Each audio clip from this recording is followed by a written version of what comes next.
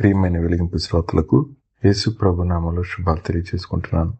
ప్రార్థన చేసుకుని నేటి కార్యక్రమంలోకి మనం వెళ్దాం. మమ్మల్ని మిక్కిలిగా ప్రేమించిన మా ప్రియ పరలోకపు తండ్రి, మీ ఘనమైన ఉన్నతమైన నామానికి వందనాలు, స్తుతులు, స్తోత్రాలు చెల్లిస్తా ఉన్నాను ప్రభు. మరి ఒక వారం మీ మాటలు వినడానికి మీరు ఇచ్చిన సమయం కొరకే నీకు వందనాలు.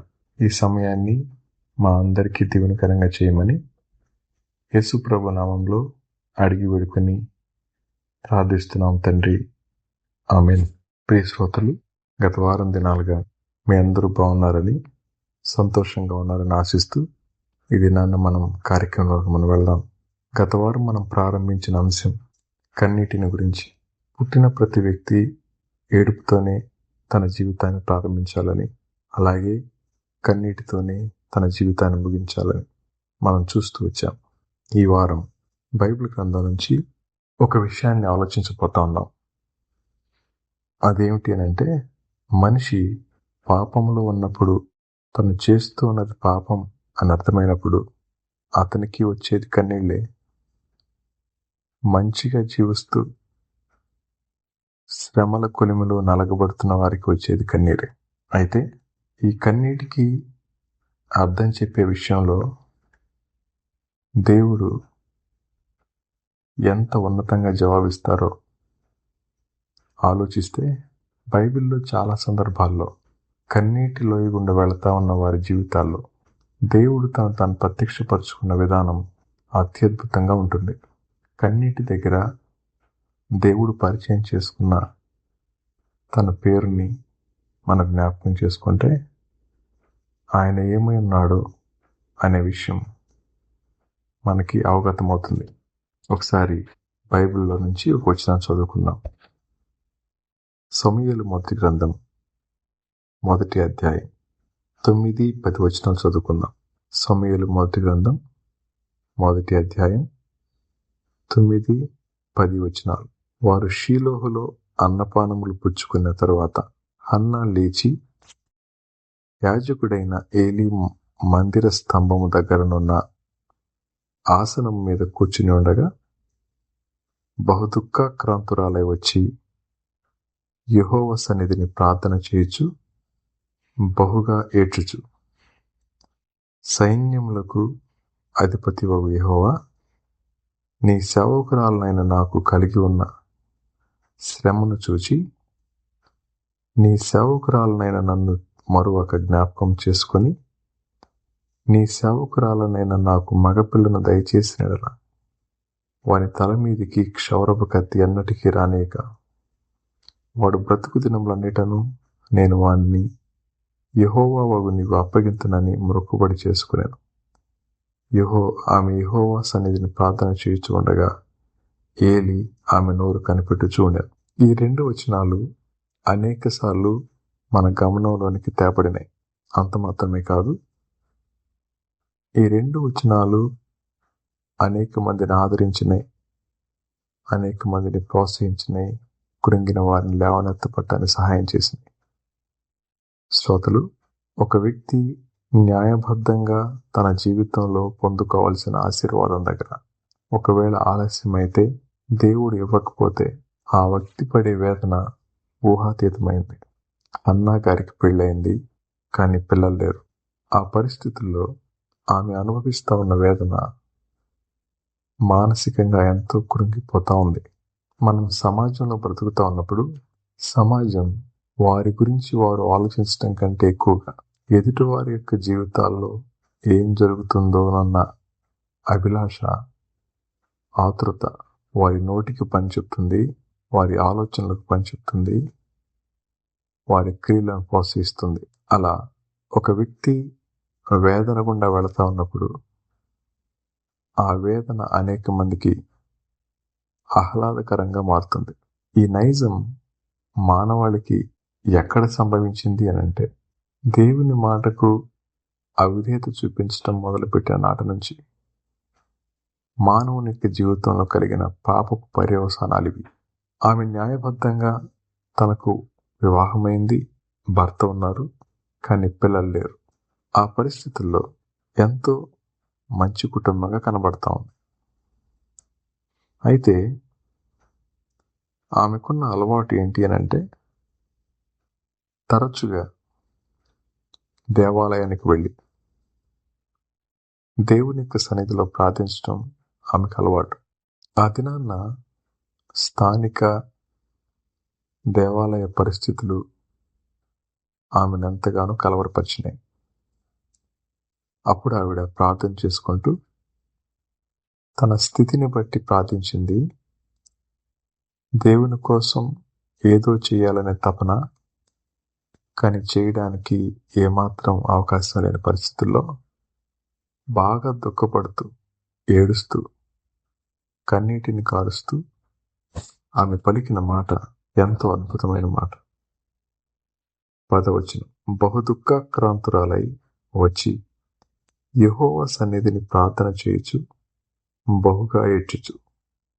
She was deeply distressed and prayed to the Lord and wept bitterly.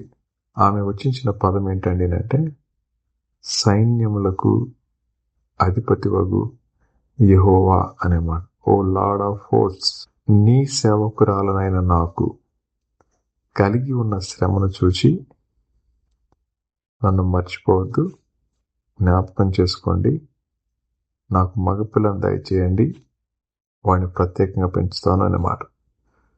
ఈ మాటల్లో ఆవిడ వాడిన పదాలు, మీరు సైన్యములకు అధిపతి, మీరు క్రమానికి అధిపతి. సైన్యాధ్యక్షులు వారు మానిటర్ చేస్తూ ఉంటారు సైన్యాన్ని. సర్వ మానవాళి యొక్క చర్యలను నియంత్రిస్తూ ఉండేవారు దేవుడు. ఆయన నియంత్రణలో ఏ వ్యక్తి అయితే ఇమడలేరో ఆ వ్యక్తి బయటకు రావడానికి చేస్తూ వచ్చే ప్రయత్నాలు మానవుని పాప పూగులకు లాగేస్తుంటాయి. ఈవిడన్న మాట ఏమిటి అని అంటే, సైన్యములకు అధిపత్యగు యెహోవా నీ సేవకురాలనైన నాకు కలిగి ఉన్న శ్రమను చూడండి అనే మాట. ఆమె కన్నీటి లోయగుండా ప్రయాణిస్తూ ఉన్నప్పుడు ఆమె దేవుని దగ్గర మొరపెడుతూ ఉన్న విధానం, నా శ్రమను చూడండి అని. రెండోది, నన్ను మర్చిపోకండి అని. మూడోది, జ్ఞాపకం చేసుకోండి అని. నాలుగోది, నా న్యాయబద్ధమైన అక్కర తీర్చండి అని. ఈ 4 మాటలు మనం వింటా ఉన్నప్పుడు అంతరంగం ఎంతో ఆవేదనకు గురైనప్పుడు, ఆ ఆవేదనలో నుండి పెళ్ళుబుకుతూ వచ్చే కన్నీళ్లు, ఆమె స్థిమితంగా సర్వ సైన్యాధ్యక్షులు అని లేదు అక్కడ. సైన్యములకు అధిపతి ఓ యెహోవా అనే మాట వారు పలికారండి అంటే, ఆ మాట ఎంత గంభీరమైందో మనం అర్థం చేసుకోవాలి, ఎంత ప్రాముఖ్యమైందో మనం అర్థం చేసుకోవాలి. మన దేవుడు మన శ్రమను చూసి మర్చిపోయేవాడు కాదు. మన వేదనల్లో మనల్ని వదిలిపెట్టి వంటని చేసేవాడు కాదు మన దేవుడు. అంత మాత్రమే కాదు, మనలను నిరంతరం జ్ఞాపకం చేసుకునే గొప్ప దేవుడు ఆయన. ఇంకొంచెం ముందుకెళ్తే, అలా దేవుని యొక్క ఔన్నత్యాన్ని, గొప్పతనాన్ని గూర్చి ప్రార్థిస్తూనే న్యాయబద్ధమైన ఒక కోరికను ఆమె ప్రభువు దగ్గర పెట్టారు. నాకు ఒక మగ పిల్లవాడినివ్వండి, వాడిని ప్రత్యేకంగా నీ కోసం పెంచుతాను అని. ఆమె వెళుతూ ఉన్న కన్నీటిలోయ దేవుని మందిరంలో ఉన్న అవసరతను గుర్తించడానికి, ఆనాటి స్థితిగతుల్లో క్రమము లేని పరిస్థితుల మధ్య సంఘ నాయకత్వం వెళ్తా ఉన్నప్పుడు భారం కలిగిన ఆ తల్లి దేవుని పాదాలు పట్టుకుని కన్నీరు కార్చి పౌరుషంగా దేవుని కోసం త్యాగయుక్తంగా ఆమె చేసిన అభ్యర్థన దేవుడు అంగీకరించారు. ప్రియ శ్రోతలు, ఈ దినాల్లో చాలా మంది వారి న్యాయబద్ధమైన కోరికల దగ్గర స్వార్థం కోసం దేవుని పాదాలు పట్టుకునేవారే కానీ న్యాయబద్ధంగా అనుగ్రహించాల్సినటువంటి విషయాల దగ్గర దేవునికి అప్పగించుకునేటప్పుడు మన జీవితాల్లో కుటిలత్వం, మన జీవితాల్లో స్వార్థం, మన జీవితాల్లో అసూయ, మన జీవితాల్లో ఇంకేదైనా సరే అది ఆధిపత్యం చెల్లిస్తూ ఉంటే మనం చేసే ప్రార్థన దేవుడు అంగీకరించడు. హన్నా గారు బిడ్డను అడుగుతా ఉంది తన కోసం కాదు, వాడిని నీ కోసం పెంచుతానయ్యా అని. శ్రోతలు, ఈ మాటలు వింటా ఉన్న మీరు ప్రశ్నకి సమాధానం చెప్తారా? మీలో చాలా మందికి వివాహాలై ఉంటాయి. వివాహాలైన తొలి దినాల్లో పిల్లల కోసం ఎంతో ఆశపడి ఉంటారు. దేవా పిల్లల్ని ఇవ్వండి అని. ఆ పిల్లల్ని ఇచ్చిన తర్వాత వారిని ఎవరి కోసం పెంచుతున్నారు? వారిని లోకానికి ఎప్పుడు అప్పగించేశారు కాదు. దేవుడు పిల్లల్ని బహుమానంగా ఇస్తారు. ఆ బహుమానాన్ని తిరిగి దేవుని దగ్గర సక్రమంగా కాపాడకపోతే, ఆ బహుమానాలను పాడు చేస్తే దేవుడు ఆ వ్యక్తులను చూస్తూ ఊరుకోడు. జాగ్రత్త. ఇక్కడే తల్లిదండ్రులైన వారికి ఒక మాట కూడా చెప్పాలి. పిల్లల్ని కనడం ఒక ఎత్తు, ఆ పిల్లల్ని దేవుని కోసం పెంచడం ఒక పెద్ద ప్రణాళిక. ఆ ప్రణాళికలో మనం పాలుభాగస్తులం కావాలి అంటే మొదట మనకి దేవుని భయం ఉండాలి. ఆ తదుపరి పిల్లలకి దేవుని భయంలో పెంచాలి. అక్కడ ఎంత సహనం కావాలో, ఎంతగా దేవుని పాదాలు పట్టుకోవాలో మనకు అర్థమైతే మన కళ్ళ ముందే తిరుగుతా ఉన్న పిల్లల జీవితాల్ని చూస్తూ వదిలిపెట్టలేం. ఇది నాన్న పిల్లలు చాలామంది వాళ్ళు చిన్ననాటి తప్పిపోవడం గల కారణం వారి ముందు మాదిరి లేని తల్లిదండ్రులు. మనలో లేనిది మన పిల్లల్లో చూడలేం.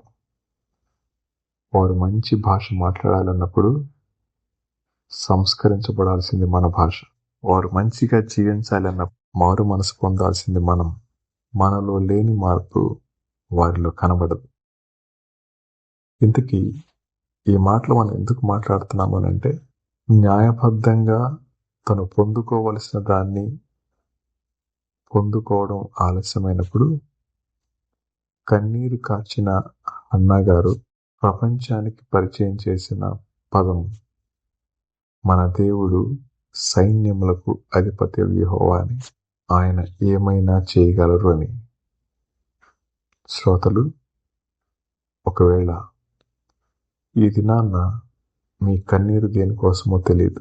ఎందుకోసం మీరు కన్నీరు కారుస్తూ ఉన్నారో, ఎంతకాలంగా మీ వేదన మూగ రోదనగా కొనసాగుతూ ఉందో నాకు తెలియదు.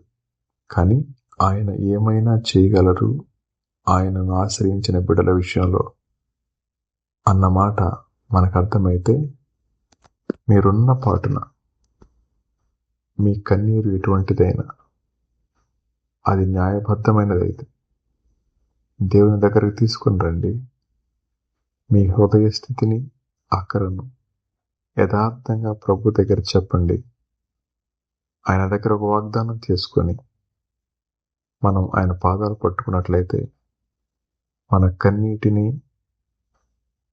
నాట్యముగా మార్చగలిగిన గొప్ప దేవుడు మన దేవుడు.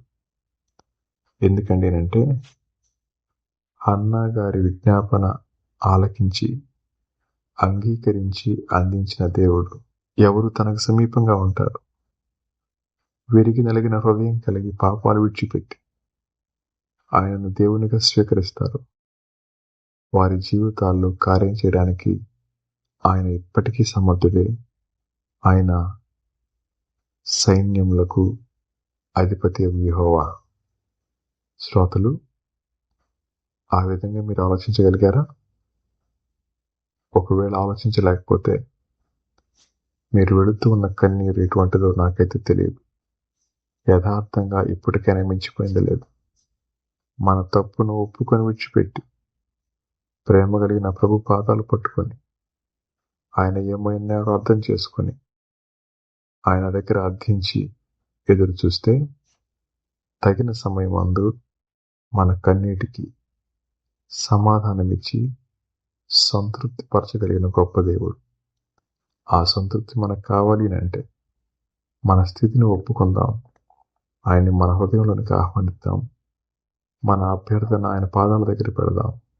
ఆయన ఇచ్చే సమాధానంతో ఆనందిస్తూ అంతవరకు కొనసాగదాం. అటువంటి కృప దేవుడు మనందరికీ దయచేయును గాక. తిరిగి మరొక వారం మళ్ళా కలుసుకున్న పర్యంతం దేవుడు మనందరికీ తోడుగా ఉండను. ఆమేన్.